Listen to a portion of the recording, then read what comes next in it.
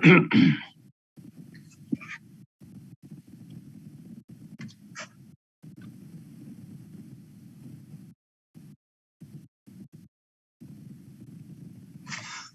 afternoon, everyone, and thank you for joining our briefing on the City of Philadelphia's response to gun violence. This briefing is press only. If you are not a member of the press, please log out and watch today's live stream on the City of Philadelphia's Facebook page.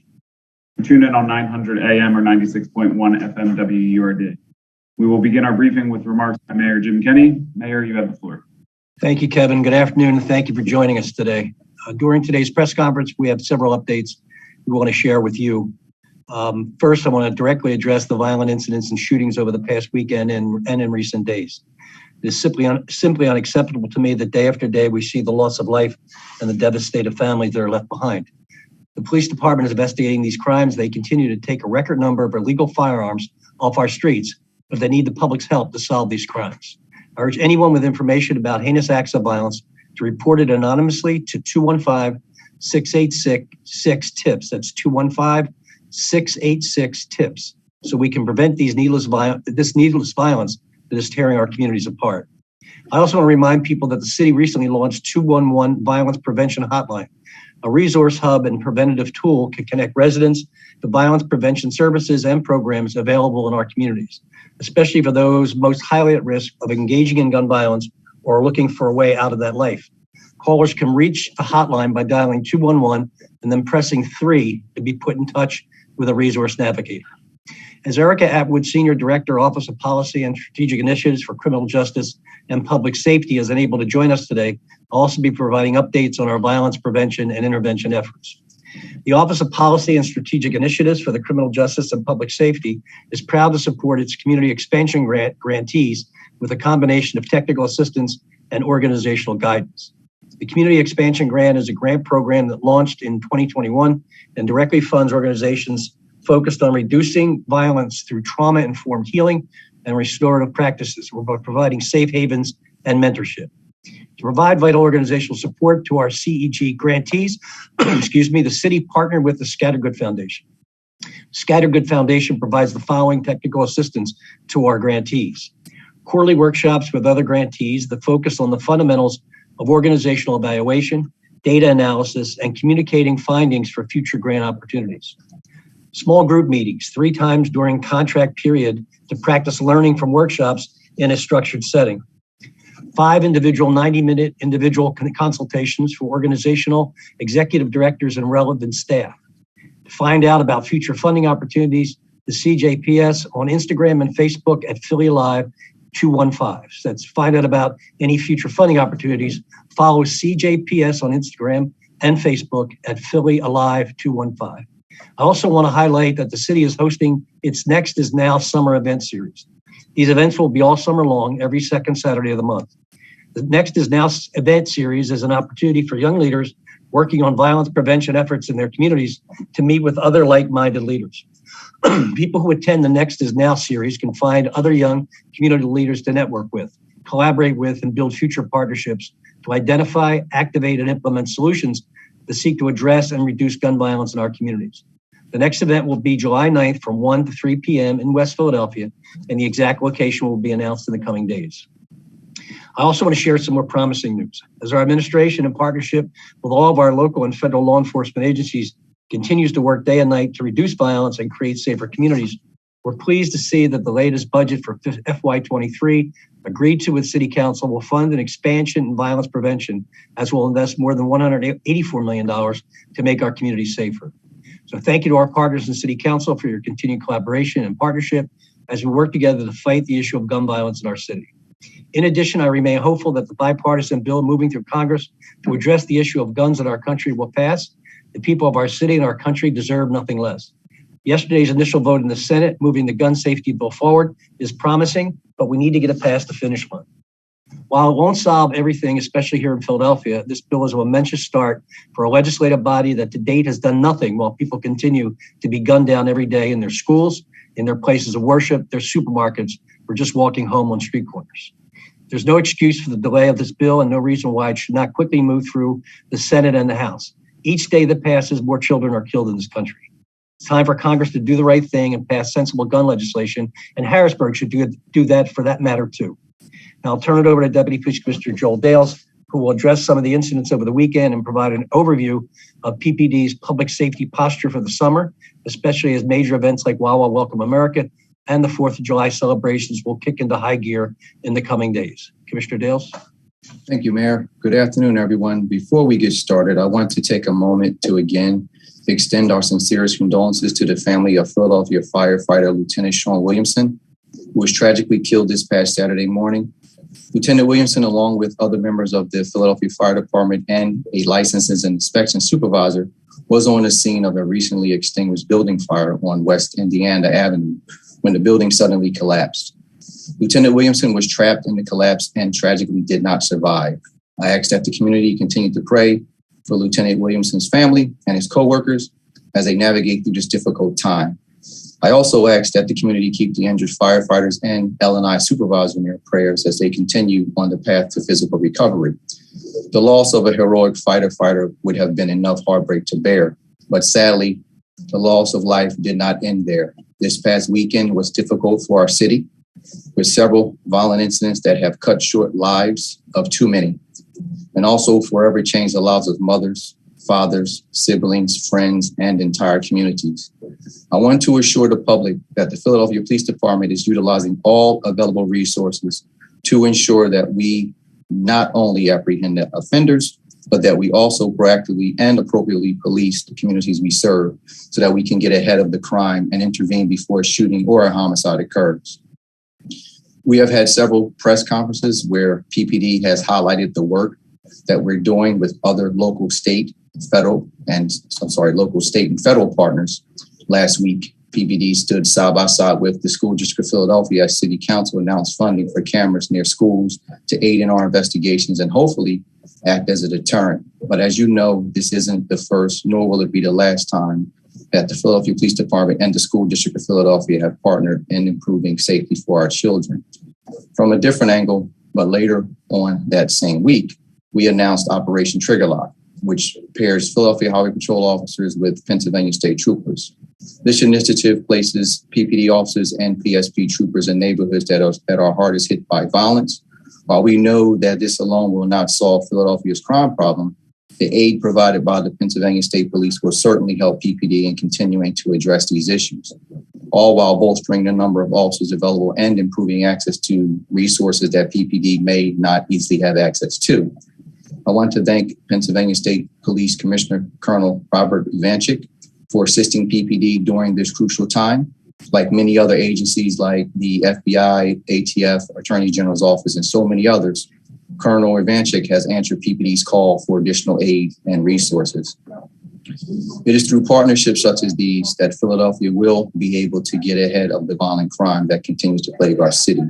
However, as Police Commissioner Outlaw, myself, and city leadership pointed out many times before, addressing violence, especially gun violence, should not be solely tasked to law enforcement. These issues are multi-layered and requires a multi-pronged approach. And from a law enforcement perspective, PPD has taken on that very much mindset by using every resource at our disposal to get ahead of the violence. Before I give an update on our recent crime statistics, I want to remind everyone that 4th of July celebrations are already underway. As a city, I know that we are looking forward to celebrating our nation's freedom right here in Philadelphia, which is the birthplace of liberty. We are already several days into Wawa Welcome America festivities, which are occurring throughout the city. These events are occurring both indoors and out, and we will be increasing our patrols in relevant areas. As we all know, the Welcome America Festival culminates with a large, extravagant fireworks display on the Ben Franklin Parkway. While we want everyone to have a good time, I'd like to once again echo the wise words of our fire department colleagues. Please, please leave the fireworks to the professionals. And with that said, I'm going to give a quick update on our recent crime statistics. Slides, please.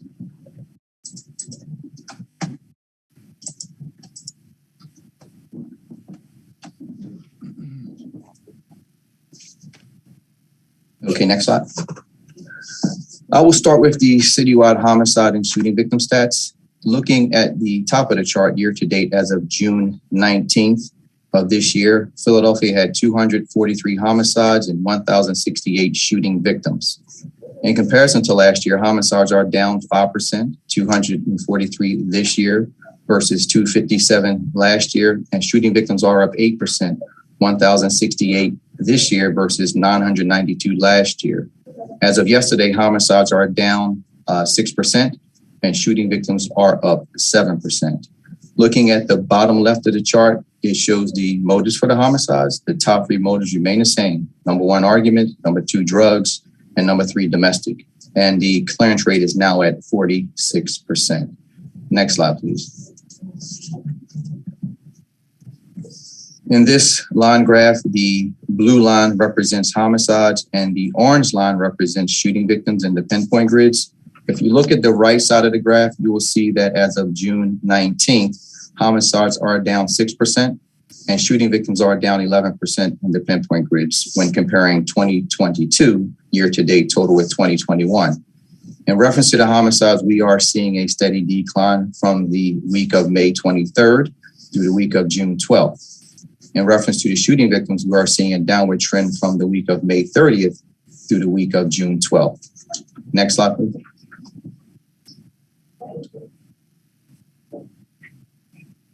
As of June 20th, 2,780 crime guns were seized in our city, which is 251 more guns that were seized since the last press release, which was 2 weeks ago. Next slide, please. And lastly, in reference to the privately made firearms, which is also known as ghost guns, that were seized in our city year to date, June 20th, we are now at 256. And with that, I will now turn it over to Chief Inspector Frank Venor, who is the Chief Inspector of the Detective Bureau, and he will speak about cases we wish to highlight. Good afternoon. Thanks, Commissioner. First, I'd like to say both the mayor and the commissioner had stated we had a very busy period. The homicide unit made 12 arrests during that period, and they also secured 11 arrest warrants for murder. I'm only going to highlight a few of these cases, but we have all the information and photos available if anyone's interested in any of the other cases that I don't mention.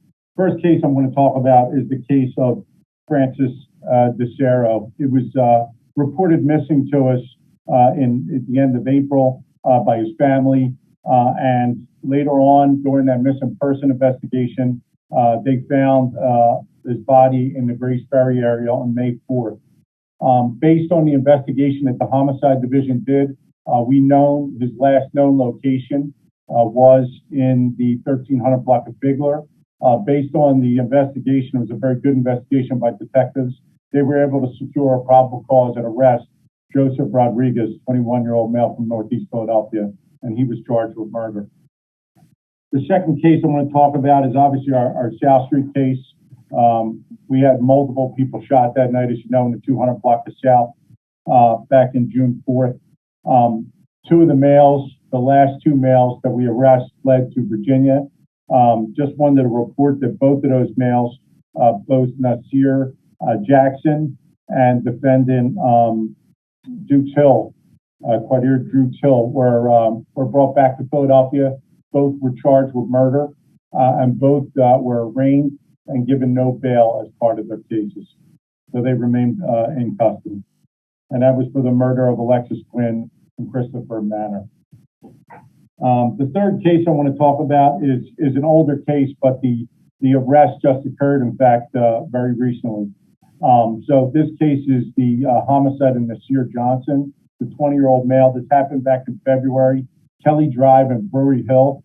In this particular case, passerbys found the remains of Mr. Johnson buried in that area and covered over with objects to obscure the fact that he was there.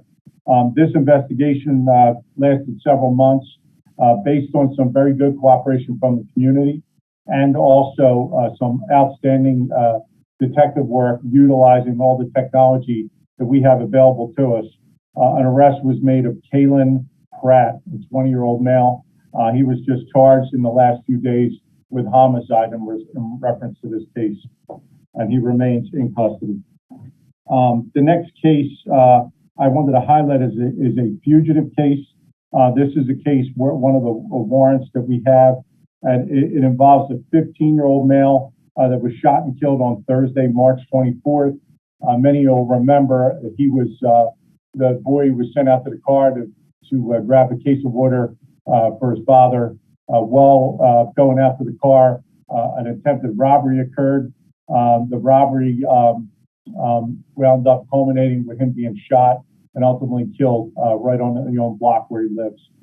Through the investigation, Homicide was able to identify two individuals, a Sayer Teagues and a Daniel Garney.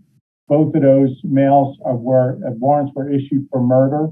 Mr. Teagle was placed in custody in New Jersey, and we're waiting extradition back to Philadelphia. And in this case, we need some help. We need some help in the community because Daniel Garney is still a fugitive, and we need to find him. So, as you know, in all these cases, there's a $20,000 reward for information that leads to arrest and conviction in these homicide cases. So we're urging anybody to utilize the number the mayor gave in the beginning, 686-TIPS-8477 to help us in these cases. The next case I'm going to talk about happened yesterday, and I have some video that we'll be just releasing now. I think Kevin has it, and he said he was going to queue it up. This case involves a 77-year-old victim who at 5:30 yesterday morning left his residence to take a walk, we assume. He's walking through the back driveway of where he lives in the 4200 block of L Street in Juniata. While he's walking down the back driveway, seemingly minding his business with his hands in his pocket, an individual we know now, and you're going to see in this video, wearing a red hooded sweatshirt, runs directly by him.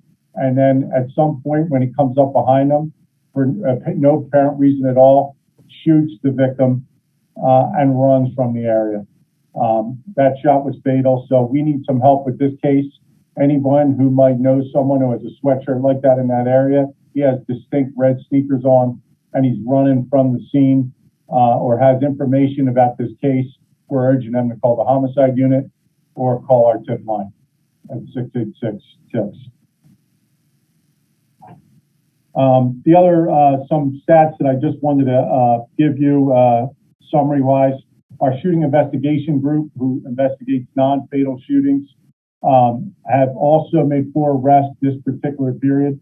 They also secured 5 additional arrest warrants for some aggravated assault, some attempted murder cases, and any of those cases we could detail if needed through public affairs.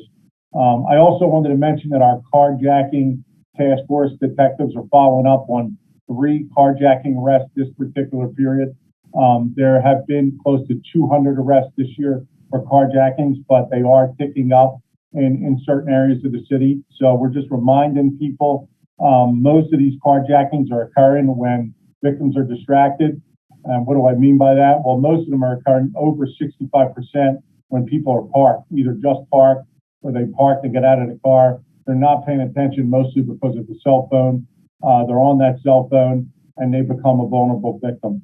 I think we've seen the very same thing last night in the case in Overbrook, where the 21-year-old's returning to school, where he stays during school time for an event that was occurring today. He's on his phone after he parks, and he becomes a victim of a robbery and ultimately gets shot in the knee.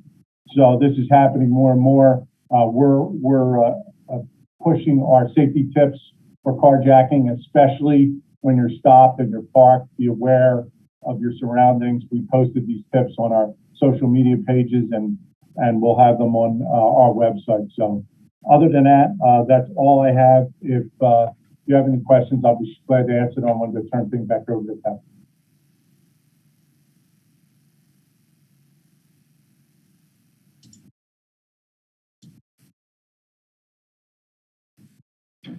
Thank you, Chief Inspector Venor, and thank you to all of our speakers today.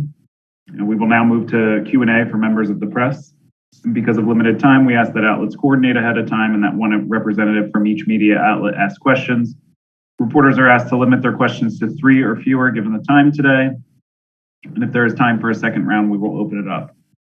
Armando is also available for Spanish translation as needed. However, he does have to hop off this call early, so we're going to actually start with any Spanish language speaking outlets. And so looking at the list of names here, Carolina Rodriguez, would you like to go first, Carolina? Hello, yes. Hi, happy Thursday, everyone. Thank you for taking my question. I have 3 questions actually for Armando. Number 1, can you provide an update on Eliza Morales' case? It's a Hispanic woman found severely burnt in Kensington. Can either Commissioner Dales or... I could handle it up, Mr. Mayor. So we became aware of this case over the weekend on Friday. The case involves a video that came to us. What happens, we find out now through our investigation is we believe the victim, another female, and a male were in the park there in the 1800 block of East Tioga. What happens is a witness reports to us later that there's some kind of argument. They believe she's quite a distance away. The witness, when she sees the female that's with them, spray some kind of liquid towards the male and the female, and that liquid then is lit on fire. The male appears to be on fire. He runs from the scene, and we do not know his identity. The female, however, becomes more involved in the fire, and the fire department is called. When the fire department comes, they're not even aware that a person's being burned. They thought it was a trash fire. Once they arrived at the scene and realized someone's injured, she's rushed to Temple Hospital, and that's when the police get involved. It took some time for us to identify her. I don't think her parents are local, so pictures had to be sent back and forth, and we are still moving backwards. The video was posted on social media, and we're trying to find the origin of that video. We're also trying to get someone who has better information about the other 2 individuals that are there with her to come forward. La respuesta que nos da el comisionado Teal es que efectivamente nosotros nos hicimos conscientes de este incidente el fin de semana, específicamente el día viernes, a través de un video que está siendo investigado, en el cual la víctima, una mujer, aparentemente se encontraba en la cuadra 1800 de la calle East Tioga, junto con otras 2 personas, un varón y otra mujer. Parece que tuvieron algún tipo de discusión o reyerta. Hay un testigo presencial que a distancia presenció todo esto y vio cómo le esparcieron y le rociaron un líquido a estas personas y luego lo encendieron. Aparentemente, este varón fue corriendo y su identidad se desconoce en este momento, pero la mujer quedó por ahí y se tuvo que llamar al departamento de bomberos. Recién ahí, los bomberos, pensando que asistían a un fuego limitado, tuvieron que llamar al hospital y llevar a la mujer herida a emergencias. La policía está tratando de identificar a las personas involucradas en este incidente. Aparentemente no son de la localidad. Y tenemos un video que está siendo examinado, lo hemos diseminado en las redes sociales, con la esperanza que alguien nos pueda dar identificación de las otras 2 personas. Esta es una investigación en curso, Carolina. Thank you, Armando. I have another question. It's actually regarding fuel and the high cost of gas in our area. Is the police department expect to suffer from the increase in cost? I mean, it is going to affect the way police officers are doing their rounds around the city? Hey, Caroline, this is Tumar Alexander, Managing Director. I'll jump in for that. No, we don't anticipate any operational impacts, whether it's police or any of our other city vehicles. We've been working with our fleet management department on just efforts to make sure folks know that, you know, instead of leaving cars idling or some instances where we may have done that in the past, just get folks aware of things like that. But we don't expect any impact or outages. And our finance department, along with our city council and our budget process, ensured that we had enough funding for adequate fuel purchases in the future. Nos responde Tumar Alexander, el gerente administrativo de la ciudad, y dice que no anticipamos tener ningún problema operacional ni que esta subida del precio del combustible tenga un impacto sobre el servicio de nuestra flota de vehículos. Hemos hecho los acuerdos necesarios para tener fondos en nuestro presupuesto. No anticipamos ninguna pérdida de operación y de servicios. Gracias. And lastly, Armando, I want to highlight this case about the lawyer, Philippine lawyer, John Albert Lelo. Do you have any information regarding this case? Yes, we do. Just I know. Everyone knows about 4:10 a.m. On Saturday evening, John Lelo and his mom entered an Uber to head to the airport. When he's driving south on 38th Street, we believe from another vehicle that was traveling in the same direction, his vehicle was fired upon with a .40 caliber weapon. That vehicle came to rest about a half a block away, and Mr. Lelo was fatally shot. We are doing everything we can, working with the SEPTA Police Department, University of Penn, to develop the best pictures we have both before and after that to develop a suspect. We are in progress of doing that. It's very tedious. The detectives are going frame by frame, as we did in some of these other cases. This is a pretty large area from Spruce Street all the way down. So I could tell you they're making some progress, but it's going to be a little bit of time. This is another case where we're urging people that if you have information, we know there was at least 4 other cars driving in that same direction at the time of the shooting. So somebody knows who was firing that weapon. So we need a little help. If somebody could help us, the tip line would certainly be someplace where they could leave that information. El oficial de policía Banor nos dice que efectivamente todos sabemos que alrededor de las 4:10 de la mañana del día sábado, asistiendo al camino al aeropuerto en un Uber, este visitante, John Albert Lelo, aproximadamente en la cuadra 38 de la calle Spruce, fue interceptado por otro vehículo que viajaba en la misma dirección y se produjo un tiroteo con un arma de calibre 40 que desgraciadamente tomó su vida. Aproximadamente a media cuadra quedó el otro vehículo y estamos trabajando con la policía de la Universidad de Pensilvania, la policía de SEPTA y la policía local para tratar de desarrollar las imágenes que tenemos de esa intersección para poder identificar un sospechoso en este caso. Esta es una investigación continua en este momento. Los detectives con mucha paciencia están revisando marco a marco de las imágenes. Va a tomar un tiempo y nuevamente en este caso le pedimos a la gente que tenga algún conocimiento que nos contacte. Sabemos que habían 4 vehículos que viajaban en esa misma dirección a esa hora. Tiene que haber alguien que pueda darnos información para poder resolver este lamentable caso. Muchas gracias. Thank you all.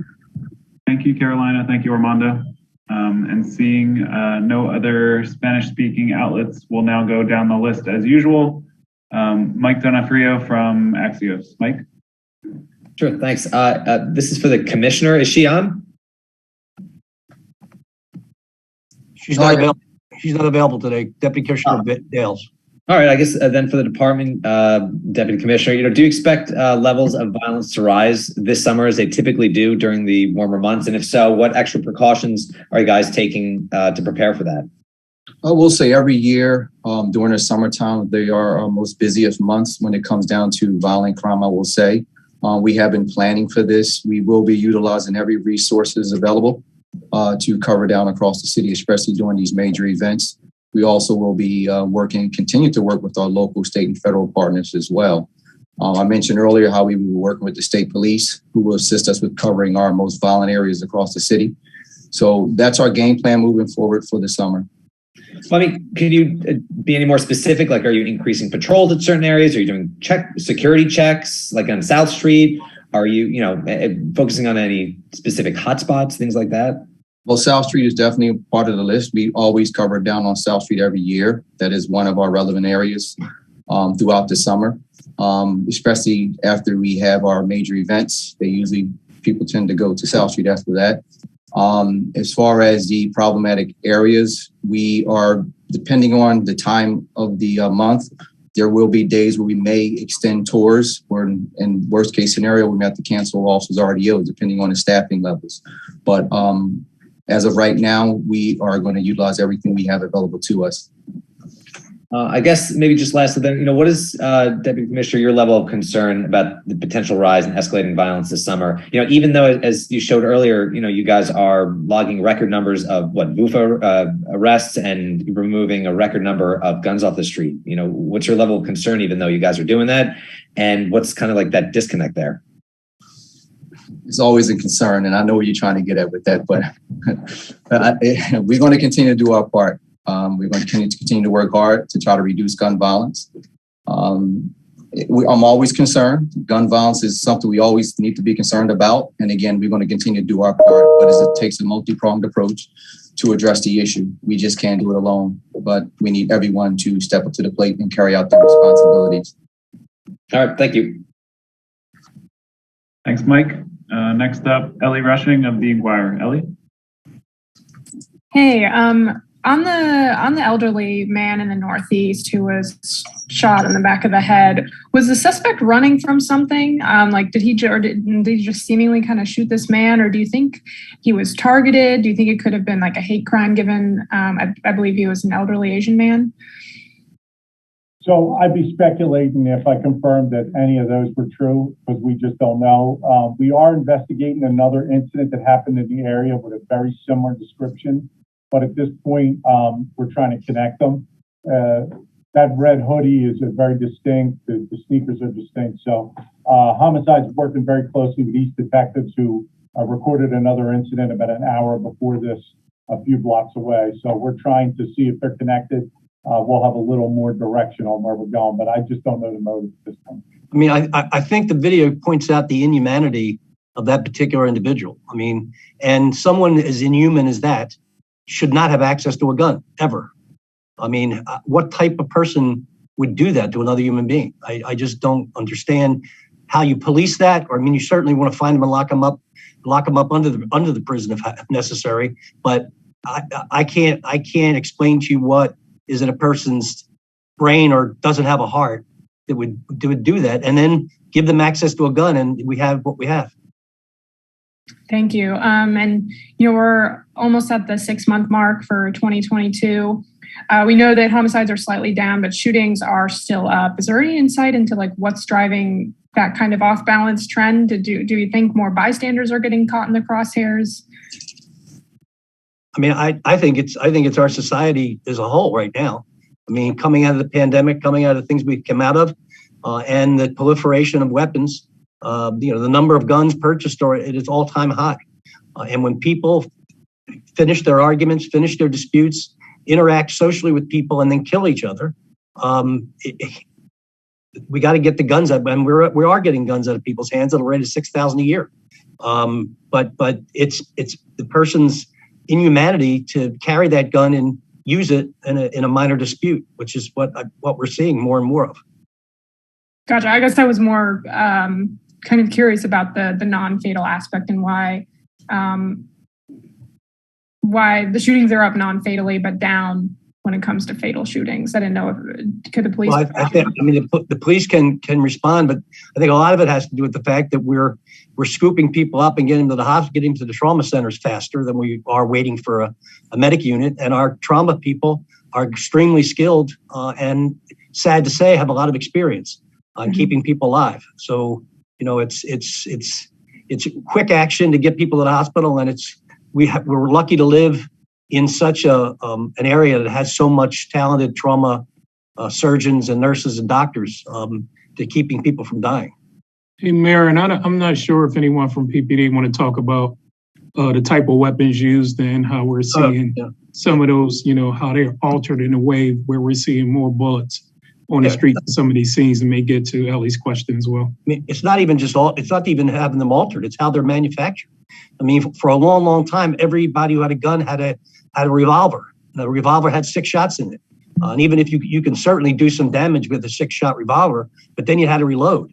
I mean, these guys are leaving shell casings at 25, 30 at a clip. And that's another part of it. And those guns should not be available to the public, period.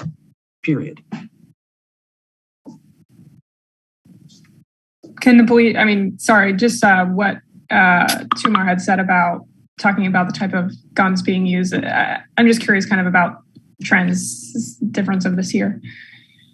Well, what we're starting to see, which the mayor mentioned, we're starting to see more rounds being fired due to the fact that the majority of these guns that we are recovering, they have extended magazines, which on average, your maximum capacity can be anywhere from 9 to 10 rounds. Now they can hold up to 50, 30 rounds within these guns. And this is why you see the high numbers of homicides, because they're shooting at their targets until they hit them. Also, too, we're starting to see, I won't go into details, but there's an attachment to a gun that makes that gun fully automatic, meaning that if once you pull, well, a semi-automatic weapon, every time you pull the trigger, a round discharges. An automatic weapon, once you pull that trigger, it keeps firing until it releases the trigger. So these are some of the things we're seeing on the streets. Thank you. And then one more question to squeeze in. So the police department's expected to get a couple additional investments in the next budget, including $5 million for forensic upgrades, $250,000 for recruiting. Can you shed any light on how exactly that money will be spent? Joel?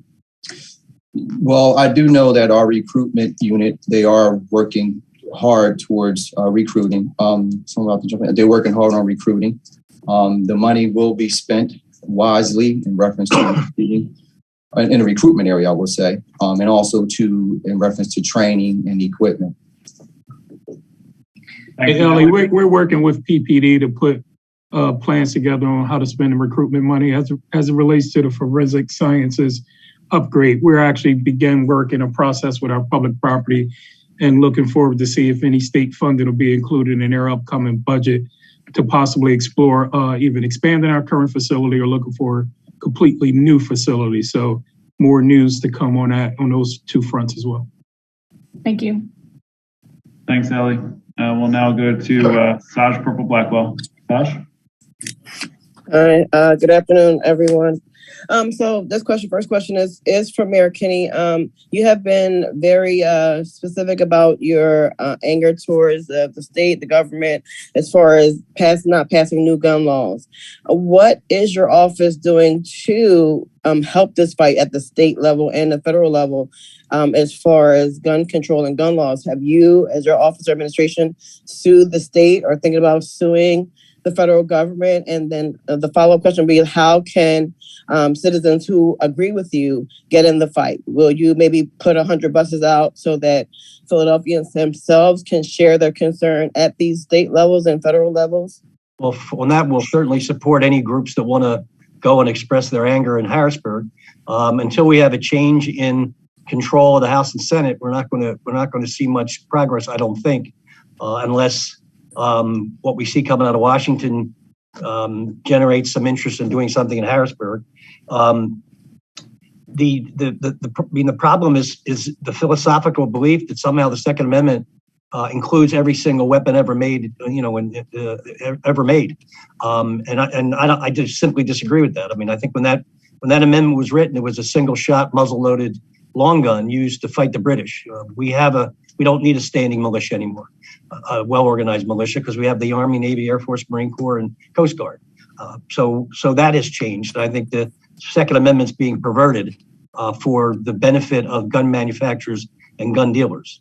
But we will continue. We are in court.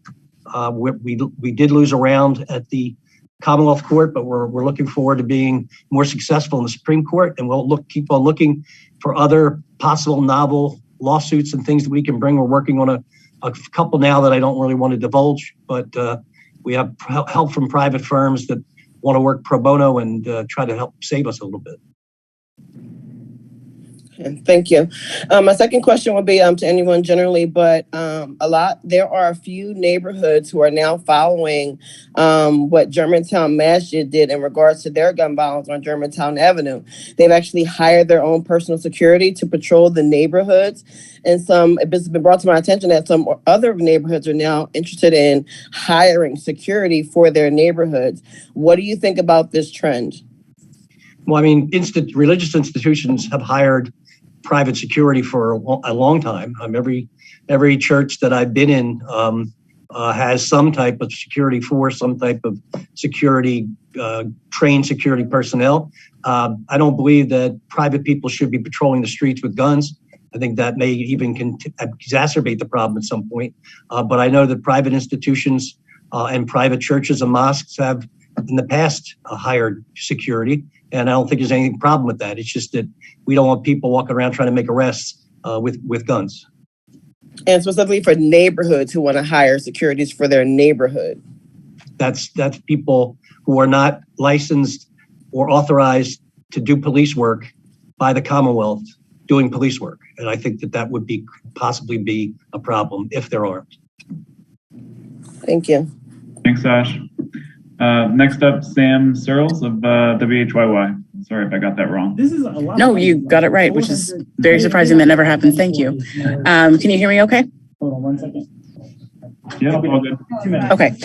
My question is for anyone in law enforcement specifically. I was wondering if there's an update on the shooting rates specifically in Operation Pinpoint Zones, or more recent update in terms of statistics. Yes, I covered that pretty much during the presentation. We are down in both categories, both fatal shootings and non-fatal shootings. We are down 11% shooting victims, and we're down 6% in homicides in our pinpoint rates. Okay, and that data is from this year to date as of June 19th. Okay. In comparison to last year. Yeah. Thank you. And then the second question, and I'm not sure where to aim this, is an update on the 211 line for gun violence. I've personally heard the radio commercials for it, and I'm just wondering if there's statistics on who has been using it, if anyone, and what neighborhoods they tend to be in, if that's being tracked at all. Two more. Hey, Sam. I'm sorry, Mayor. You wanted to jump in? No. I asked you to take it. I figured you'd have Erica's information. Yeah, I don't have the exact numbers, but I'll connect Amari to you to follow up for this call. I know I know United Way have been promoting it a lot. You've probably seen us branded with all of our anti-violence messaging and stuff that we're trying to push out. But I've also seen just United Way doing some social media branding and marketing with it. So we should be able to get you those numbers, the early numbers of what's the usage been like. But thank you all for your support and helping us push out the message that that number is available. That line is available for support and for people to utilize. Because they keep signaling that they want to talk. Thank you. For like the first time. Thanks, Sam. We'll now go to Rockwell Williams of KYW. Thank you. With regards to the shootings as of late, seemingly random, walking down the street, sitting on a porch, walking the dog, getting an Uber to an airport, is there a gang element that the PPD is looking at as far as the randomness of this shooting? Are you looking at gangs in terms of this? Well, we are looking at gangs, but the majority of these shootings are not gang related. We have some that are gang related, but believe it or not, a lot of these shootings are not gang related. A lot of these shootings are over silly things such as having online beefs with one another. Who's been walking in my territory? Who's dissing? Who's putting up a rap video disrespecting my block or my group? So these are some of the things that we're dealing with in reference to the ongoing shootings with these random shootings throughout the city. Okay, not initiations or anything like that. No initiation. I haven't ran across that in Philadelphia as of yet. Hopefully not. Okay. In terms of the curfew that for 10 o'clock for teenagers, is this going to hinder the police from, responding to other things? Is there enough manpower to truly enforce this, and will it work? So I'm going to be honest with you, up to the curfews. It's a great tool to use for law enforcement. We had a significant increase in curfew enforcement this year in comparison to last year. We had experienced close to over 1,000 curfew violations across the city, mainly in Southwest and Northwest. It's very helpful to save the lives of our juveniles. If you look at the victims, if you look at the offenders, they're juveniles. So it's very helpful. I do know one part of the city where the captain actually instructed his staff to enforce their curfew enforcement. So at year to date, I don't want to jinx it. I'm not going to say where because I want to jinx it. As of year to date, we are seeing a decrease in shootings that pertains to juveniles. So it's effective. We are going to continue to use this tool to assist us throughout the year. Okay, thank you. And my colleagues were wondering, when we will be back in person and not on Zoom for these. Well, I mean, we've had this discussion in the past, and what we're concerned about, and what we want to try to accomplish, is get as many people at a high level of government on the same page, on the same screen as possible.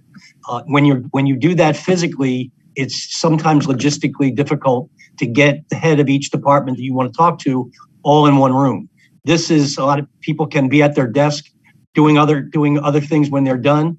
And we just think that you get more and the public gets more out of getting everybody on the one page or screen that can answer all the questions as opposed to having people missing in the mayor's reception room. So we'll continue to weigh weigh your concerns and try to figure out something. But at the moment, we just think you get more information out of everybody here than you do out of some people in the room. Thank you. Okay. Kevin, quick question for Sam Searles. How you doing? Quick question. Can you repeat the stats again I just gave you in reference to the pinpoint? Would you be interested in the story on that? The ones I asked for? Yes. I was trying to figure out the most recent statistics because when I just did a search myself, it was looking at things from December. Right. What do you have? What did I give you? Tell me your numbers again. The specific numbers I didn't write down. I'm recording. So. Okay. All right. No problem. So make sure I got it clear. We're down 11% homicides. And we're down 6% in shooting victims. Okay? Yep. All right. Thanks. Sorry, Kevin. No, all good. Thank you both. Next up, Matt Petrillo of CBS 3. Matt. Hi, thank you for your time. Just regarding the most recent attempted carjacking, we were looking at some of the data, the number of carjackings that were successful. They stand at more than 480. Just 4 years ago, they were at just 40 this time of the year. Is there any reason why there's such a big increase in the number of carjackings? Yeah, Matt, we couldn't explain that. It's not just Philadelphia issue. It's going on throughout the country. One of the theories is it's very difficult to steal a car the old-fashioned way now because of the technology. So the way some of these individuals, and most of the people we're arresting, I'd say, are between the ages of 16 and around 21, are using force to take the vehicle. They're using the vehicle for various things, sometimes other crimes, sometimes it's a joyride, and they're gone. We've found some of them involved in other shootings. So if they want a car for a reason, they're using it and they're dumping it. What the reason, how it became this excessive, though, I couldn't explain that. How difficult is it to try to catch some of these suspects? Is it one of the more challenging crimes to solve? Yes, it is, because most of the time we'll stop the car and arrest somebody driving it, but that's not going to get them charged with carjacking. We have to get them identified, and in some cases we'll have to pull video from where it happened, from where the cars were covered, in order to connect them to see if we can figure out who that person is in control of the car. There's forensic issues. We're using technology when we do recover the car. So there's a lot of factors that go into it. And as you said, we're having hundreds of them over the course of the year. So it's a lot of work. Thank you for your time. Thanks, Matt. Next up, we'll go to Francis Wong of NBC 10. Francis.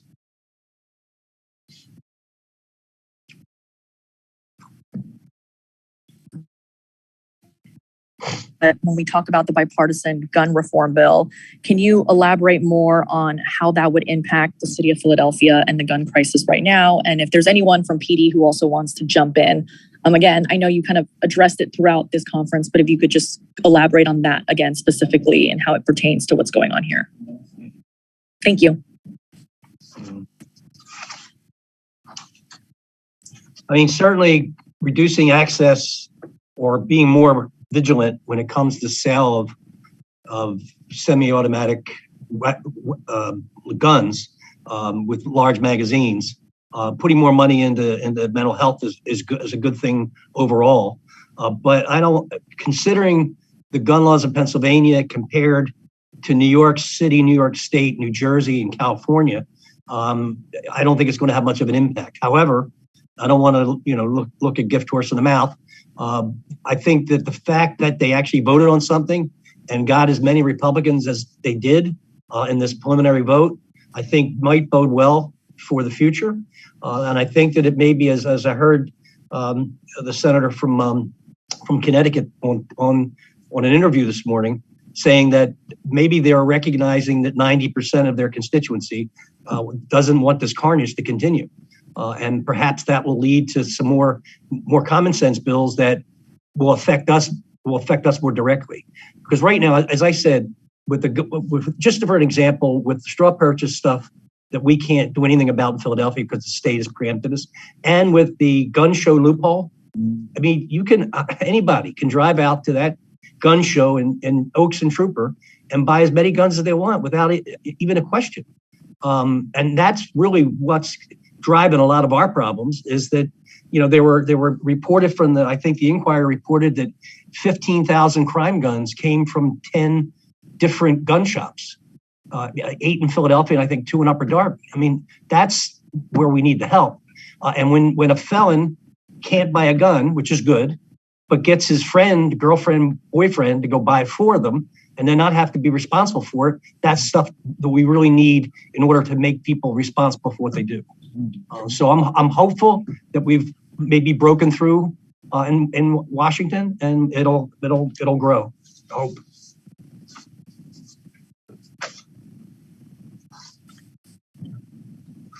Francis, did you have anything else, or were you set? Yeah, I just wasn't sure if anyone from PD wanted to jump in.